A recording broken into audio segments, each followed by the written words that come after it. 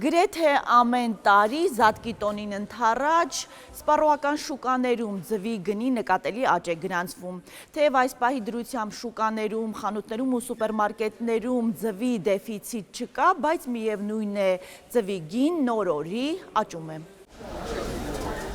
Զատկի տոնին ձվի սպառումը բարձր ցուցանիշներ է արձանագրում, պահանջարկի կտրուկ աճը բնականաբար հանգեցնում է գների բարձրացման։ Էջմիածնի շուկայի վերավաճառողները չեն հերքում փաստը, որ վերջին 2 ամսում ձվի գինը 20-ից 30 դրամով թանկացել է։ 2700 դրամով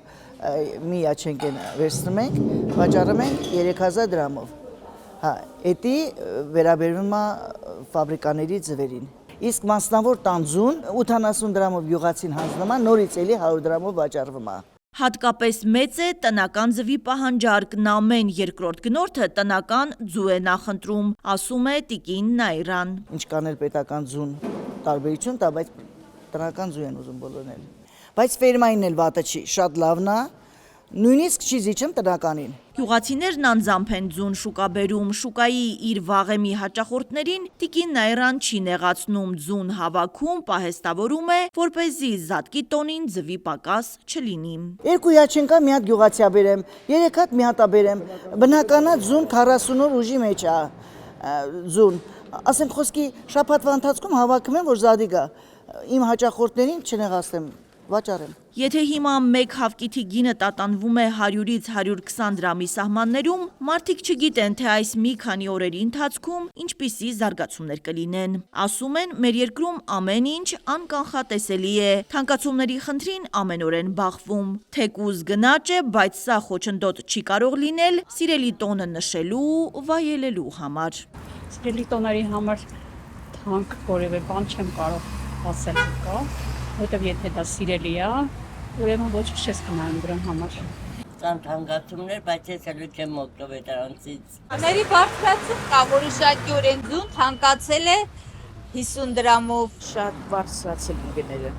նախկինի համեմատ։ Ամեն տարի նույն պատկերն է, ասում են քաղաքացիները, հենց Զատիկը մոտենում է, ձուն արհեստականորեն թանկանում է։ Ով է գերշահույթ ստանում, այդպես էլ ոչ մի տարի չի բացահայտվում, դժգոհում են հարցվածները։ Ոչ միայն ձուն, այլև միրգ բանջարեղենն էլ է թանկացել, ասում է տիկին Ասյան ու գները ներկայացնում։ Հիմա սոխը 250 է, բայց Զատիկին կդառնա 400, 350, համեմն հիմա 250 է, 200 է, կոտեմը 300 է, սիբեխը վաճառում ենք 2500 դրամ, Զատիկին կլինի 3000, 3200, մենք էլ ենք գող, գյուղացին չլինի, մենք չենք կարա ապրենք։ Մենք ուրախ ենք, որ գյուղացու ապրանքը թանկ է, մենք էլ ենք թանկ վաճառում։ Մրգերն էլ կթանկանա, որովհետև պատերազմը Պարսկաստանից եկա մրգեր է գալի,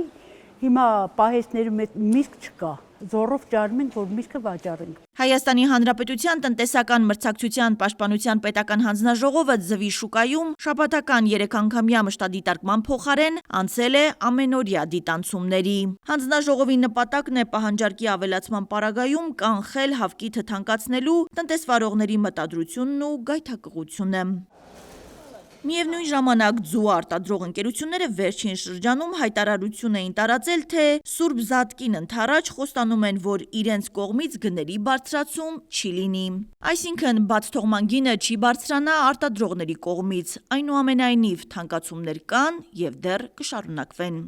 Սուրբ Զատկի տոնին ընդառաջ սննդամթերքի անվտանգության տեսչական մարմինը ստուգումներ է անցկացրել ինչպես ձու արտադրող խոշոր ընկերություններում, այնպես էլ վաճառքի խոշոր կետերում, իրականացնելով նմուշառում և հսկիչ գնումներ։ Լաբորատոր հետազոտության արդյունքում Արզնի, Երևանի թռչնաֆաբրիկա, էլիտ ընկերությունների արտադրանքները չեն համապատասխանել ԱԴԱՍ-ի առաջին տեսակի ձվի պահանջներին։